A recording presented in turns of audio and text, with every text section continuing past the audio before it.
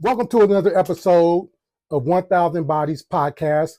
I'm your host, King Gerald Jones. So we're going to get right into it today. You guys have been watching, so you already know how it go. I'm going to get straight into the body bowl, pick a number, and get to the story. The body bowl. Let me shake it up. Shake it up. I hope we pick a good one today. I want to pick something good to talk about. All right, for y'all, body bowl. Booyah, booyah, booyah, booyah. So we got a green ticket. We got a green ticket. We got ticket number 536. Ticket number 536. Who's 536? Are you 536? So let's go reference. The names have been withheld to protect the guilty. So there are no names. It's just reference number references. Okay, let's get to it. I'm tripping.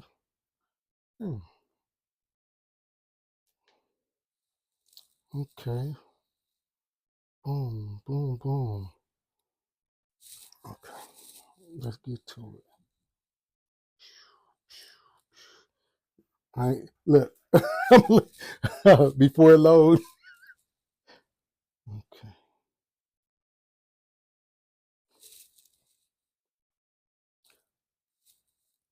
Okay. Okay.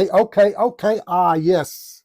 So we have a good one today. Oh, we always, well, is this a good, it's interesting. Let me think.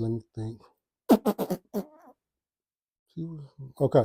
So I'm going to think it out with y'all. So I met this girl. I met this girl on social media. I met this girl on Facebook to be exact. This took, do I want to say the year? Maybe 2015, 2016-ish. Met her on Facebook. Uh, this when I was big into the working out. This when I was big on the weightlifting and I was bodied up. So she actually used to work out. I don't know her no more. She actually blocked me from social media, but she used to work out heavy too. She used to be bodied up. She was whatever. Let's rate her. I forgot. We got to rate her. So if I had to rate her face, we rate on a scale from 1 to 100, 100 being the best, 0 being the least. So face. I give her a 75 out of 100. 75, that's like a C. A 75% out of 100, she gets a C. She wasn't ugly. She's just an average looking, whatever, effable, pullable, doable, average little face, C. But body was cool. She used to work out. She was actually thick, with fit, thick. So I give her body a 95 on the scale from 1 to 100. I give her a body 95, a face probably 75. So that's what we're working with. So getting right into it, getting back into the story, I met her on social media, Facebook, and she inboxed me. And she was asking me something about the workout, working out.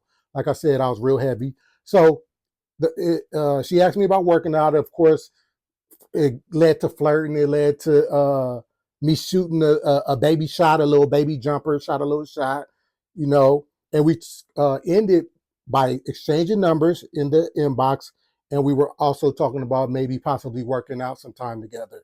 So that took place, and maybe a month or so, nothing really after that. We exchanged numbers and we would text each other periodically or, here and there, but it wasn't really nothing like I was talking to her like we knew we were talking. It really wasn't nothing. So this took place for like a month or so, where we would text randomly or say something about a workout or so on and so forth. So fast forward, out of nowhere, out of the clear blue, no, like I said, we weren't really talking like that. We were just send a random text. She hit me up and she texted me. She's like, "What are you doing?" And I told her I was chilling or whatever. And she was like, "Come over, come over, pull up."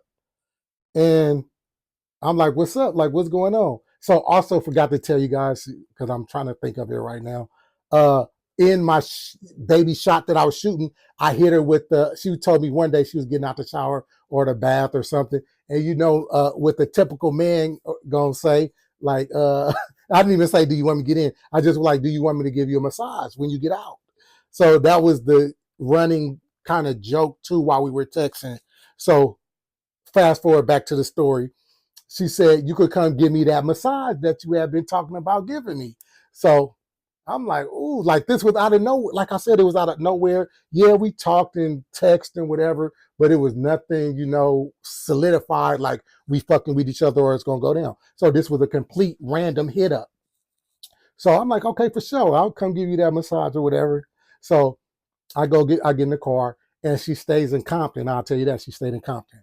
So I get in the car, drive to Compton, whatnot, pull up, get there. She stay in a cool little neighborhood, nothing too bad from what I seen, uh, and knock on the door. So I knock on the door and she comes to the door with the little silk robe on, the short one though, not the long one, the short one where you can see like her legs and whatnot. So she come, answer the door, open the door, and she bodied up. She got it like open, she got the silk robe on, legs big, thick, solid, like I like them, fire. So I'm seeing him, and now this is where it gets. Y'all know where I say where it gets real. This is where it gets real. Out of nowhere, out of completely nowhere, absolutely nowhere, I smell a scent. Now, I'm not gonna say everybody, but if you've been knowing, if you know the scent that I'm about to tell you. So when she opened the door and hugged me, I get the scent of can I even say this? A condom. It's a scent of a condom. And I'm like, where did that come from? And I'm like, is it me or something? I'm like, is it me or something? Like, so I'm like, I kind of ignore it, like, damn, man, I hope I don't. So boom, she lead me up. So I'm kind of ignore it because I'm like, well, that was kind of random. So she leads me upstairs to the bedroom. So we get to the bedroom or whatnot. I immediately, again, y'all already know from watching the podcast, y'all already know from the other episodes. I'm at this time that I'm telling this story, I'm bodied up. I'm in the gym, bodied up. So as soon as we get to the room, I peel out. I peel out, butt naked. Peel out. Y'all already know if y'all been watching. I peels out when I'm bodied up. I peel it out. So I peel out butt naked, and she dropped the robe and she lay on the bed. So I get on top of her or whatnot. So I get she give me the little the lotion or whatnot. It ain't even no massage oil or nothing. This is just a ghetto massage. So we know what we came to do. So I get the lotion and I'm lotioning her, boom, bam, boom, ping, ping, boom.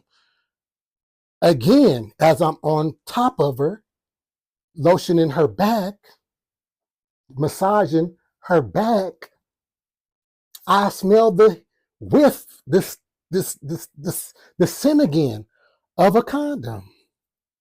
And I'm like, I'm looking around the room. I smell the condom scent. So I'm like, damn, like, what's, okay. So I'm thinking, like, what's going on? So I massage myself. So y'all already know. I go from the shoulders to the back to the lower back. I get to the booty. Y'all know what happened. If you know, you know. I'm not even going to.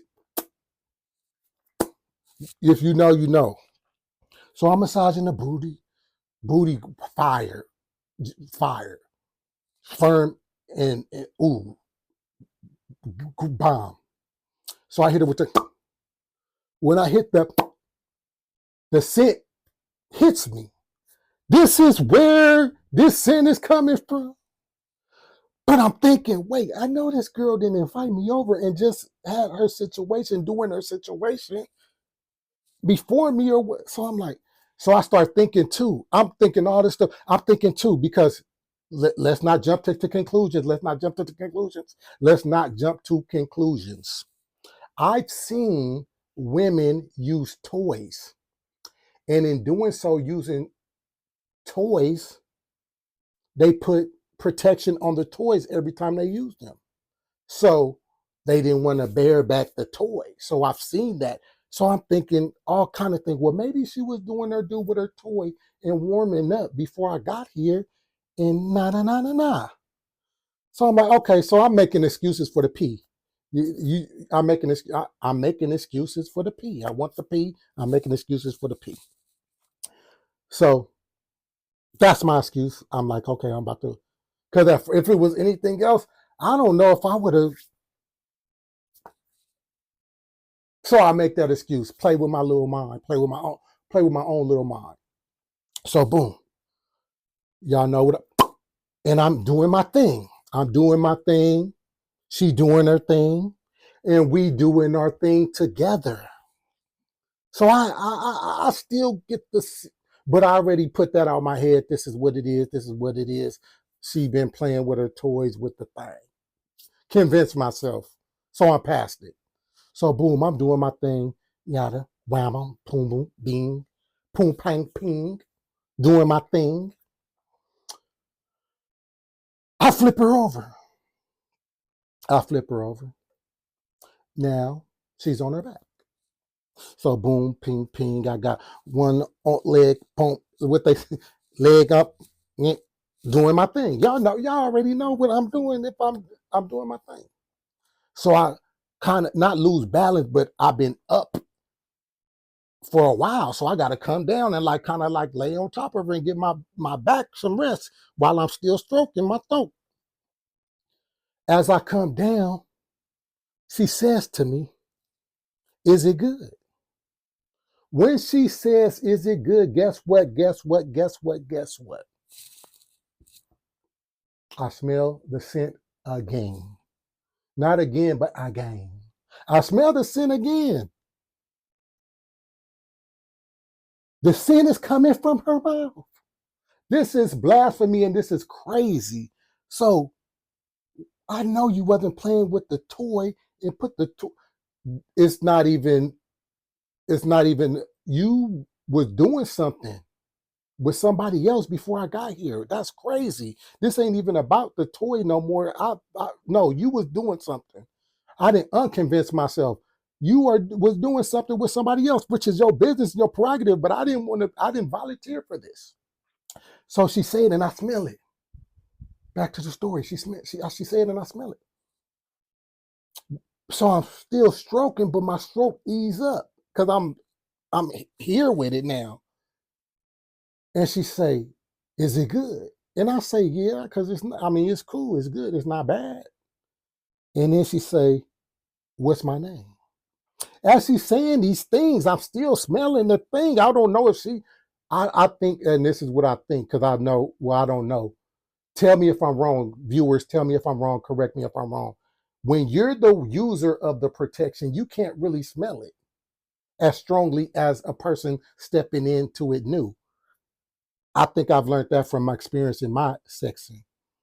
So I don't think she could even smell it or identify that she smelled like the situation, but I smell it because I'm new to it. So she says, "What's her name?" I'm already thrown off by this condom scent. You are not about to ask me to say your name. Like, I'm not the woman. You're the woman here. So, and even I've never, and forgive me if I've never had a situation sexually where I just had to say her name. So I don't know. Y'all tell me, have y'all had that experience where y'all had to say her name? I have never experienced that. So she's telling me to say her name. I'm really off of it now. So now I'm thinking, how can I get out of this situation that I put myself in? Because you talking crazy and you're smelling crazy. So guess what I do? I hit her with a fake bar. I hit her with a fake bar. Y'all know what a fake bar is? I hit her with a fake bar. The fake bar is the fake O. The fake bar is the fake orgasm. Ladies, men fake orgasms as well.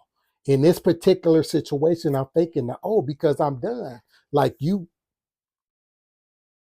hit me with the BBC. So I'm doing my thing, and I'm like, I'm out of here. So I hit her with the Faco. I'm not about to perform the Faco. The Faco is strictly for in the moment situations. But believe me, men F Faco all the time. Hit her with the fake bar. So I hit her with the fake bar. Boom. Collapse on her chest like I'm just done. But I am done. Mentally done.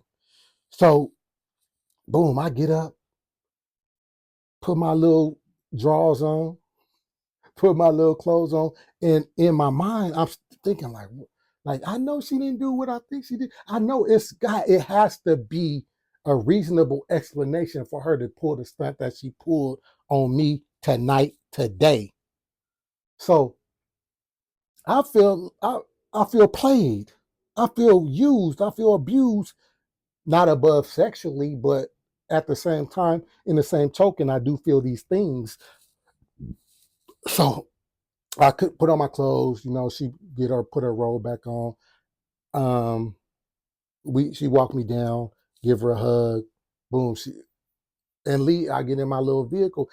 The whole time I'm driving home in my little vehicle, I'm like, I know it has to be a reasonable. I know she didn't do what I think she did. Pause. I will say this: it's not unbelievable because I've had situations too that I could think of right now, off the bat, off the rip, off the head, where I three that I could think of right now where I went to women's houses. And one time, two times was at women's houses, one was at a room. And it was ripped protection wrappers. So this is not, I'm not saying that it's totally impossible. Of course it's possible, but why, what happened? Why are we doing this? So boom, I get home, yada, yada, yada, go to sleep, wake up the next morning. Now this is where it gets real again. I go on her Facebook. On her Facebook post, I don't remember verbatim, but it went as such, something like this.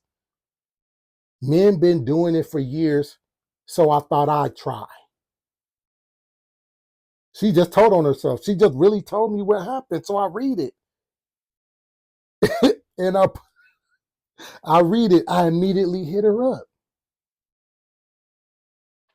I immediately hit her up because this was crazy.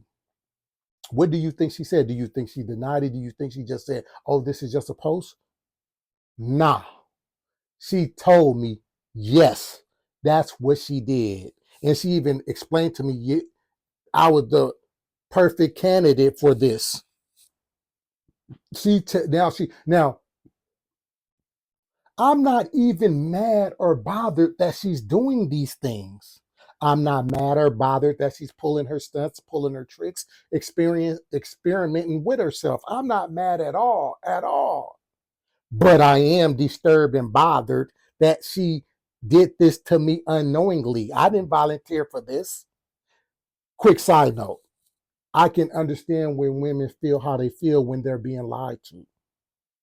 She lied to me. She was deceptive. Excuse me. She didn't out now. She omitted and put me in a situation that I did not volunteer for. That's why I'm always honest when I'm doing what I'm doing, when I'm dating, because that's the thin line between being a man and being not a man, is telling the truth and giving that person the option or the in or out to decide if they want to be a part of this or not. I did not want to be a part of this.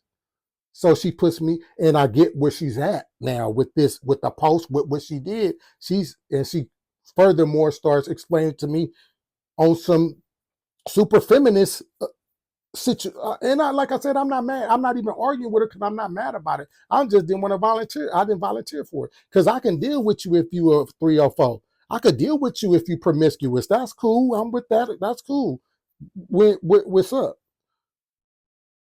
Peep this. So after we have our conversation and she's being super aggressive and I'm being so laid back because I really don't care and I'm not tripping, I'm just tripping about the deception part. I'm like, well, hit me up when, and she's like, okay. But she said it like sarcastic, okay. Fast forward, uh, we never slept together again because that was just her mission on that night. As a matter of fact, very soon later, she got married. Should I even say this? She got married, and I kind of like laughed. I don't know if that's what was cool to do at the time. She got married soon after, and I laughed. Not only did I laugh at her getting married like soon after, but I laughed because the guy that she chose, uh, it was funny. It was just funny to me. It was funny to see. It was funny to me. I don't know. She, like I said, she got me blocked. Did I block her or she blocked me? She blocked me because I laughed. She blocked me. So I don't know. You know, people still be seeing your stories and still seeing your stuff. So she probably still seeing it. So she blocked me because I laughed at her, whatever, her new husband or whatever. So that was that. That was that story. That was that. She, in a nutshell, the girls had did something with another guy, smelling, reeking of a protection condom, and invited me over and had me participate in a unwarranted train, and I didn't want to participate in that. So that was the story. That was today's story out of the body bowl. That was today's story. We got so many more to go. Let's get to body talk. So y'all know what body talk is. Do I gotta explain it? We got viewers, whatever, but for new people, body talk is when people write letters, emails, or they be emailing me, DMing me, whatever. Get the letter to me, get it to me, and I'm gonna read it and answer the question on air, on live. So this time it was kind of cool because I actually saw something different. I saw something different. This time, this email was from a guy. So it was cool. Where is this? I hope I can. It was cool. I'm gonna talk because I gotta try to find it. So it was an email from a guy, and and usually we get emails from women, so that was kind of cool to see. Uh, that was kind of cool to see a man.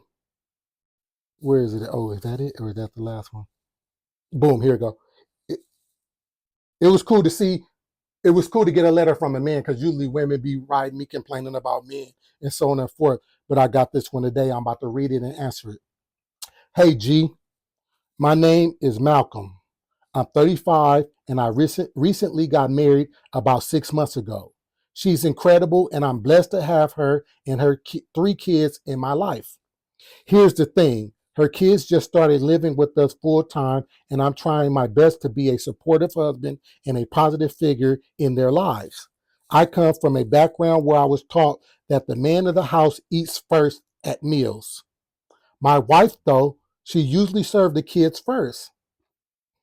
I don't want to make a big deal out of it, but a part of me feels a little conflicted here. Should the kids be served first or should I? As the man of the house be served, should the man of the house be served first? How should I address this situation with her? Looking forward to hearing from you.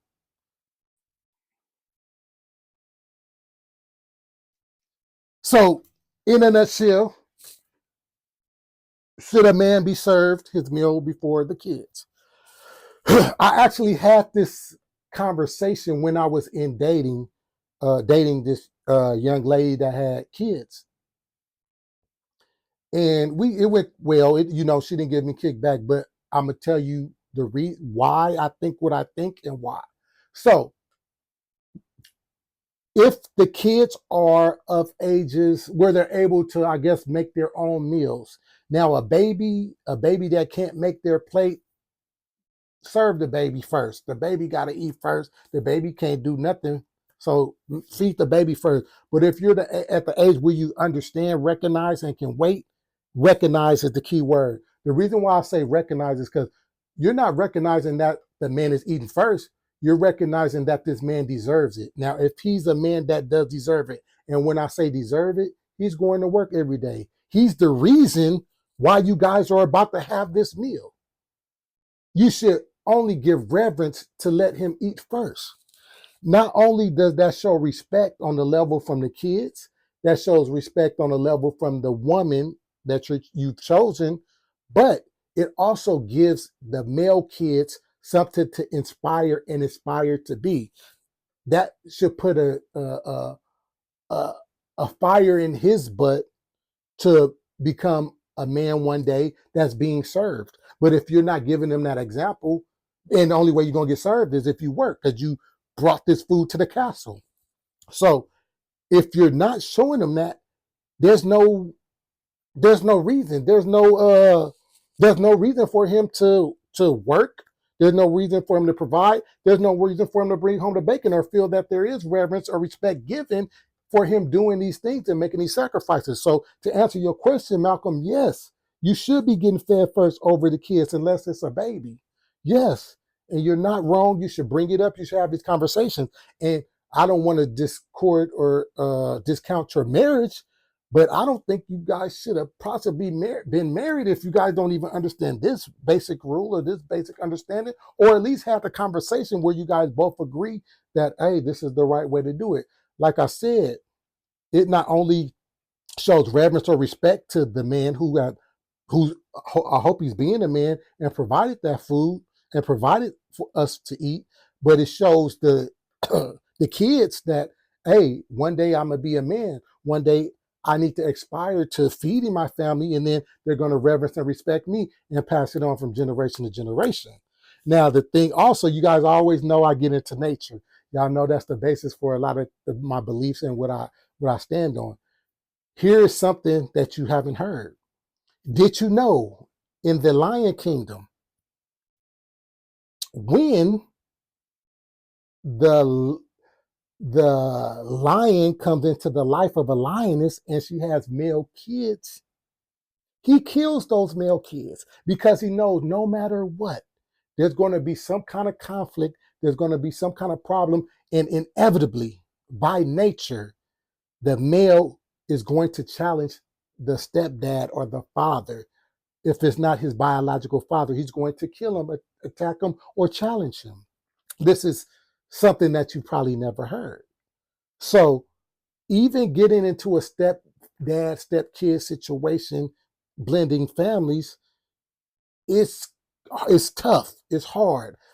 It can be done. I'm not saying it can be done, but it is tough and hard. And I think, Malcolm, you need to stick with the traditions that you said you're used to, the custom that you to. And if I don't want to just put it so easy because I don't know your mental and where you at with it. But for me, if you don't understand that, then it's really no need for us to continue. We wouldn't even got that far, but this is Malcolm and this is not me. Malcolm, yes, address it, talk about it. I think you're right. I think you should eat first over the kids, especially if they're males. Also, let's talk about the female stepchild or children. The woman also will learn respect and reverence for a man. So it's such a teachable moment. It's such a teachable action for you to feed this man who's hopefully being a man. Malcolm, hopefully you're being a man and bringing this food for the kids and the wife to eat. So closing this letter, in conclusion, Malcolm, yes, you should be eating first. You should definitely be eating first, Malcolm. Put your foot down and eat first. Red light. In conclusion, on today's Thousand Bodies podcast, I reflected on this girl. What could I have done differently? Maybe not been so, I don't want to call, is it thirsty? Y'all tell me, is it thirsty? Maybe not been so thirsty to sleep with her. Seeing that we weren't even, dating or doing it that tight. And I just got a rant. Maybe be leery of the random come over. Be leery of the random, I want to have sex with you all of a sudden. Be weary of the random woman that's trying hard to blur the lines between woman and man. That's what I will leave y'all with. Be leery of the woman trying to blur the lines of man and woman and try to create equality. That's it. That's our show for today. Make sure you like, share, subscribe, do whatever you need to do to blow this podcast up, because we're going to blow it. You can either blow it up with me or you can wait and jump on a bandwagon. Remember, and don't forget to be fruitful and to multiply. Thank you.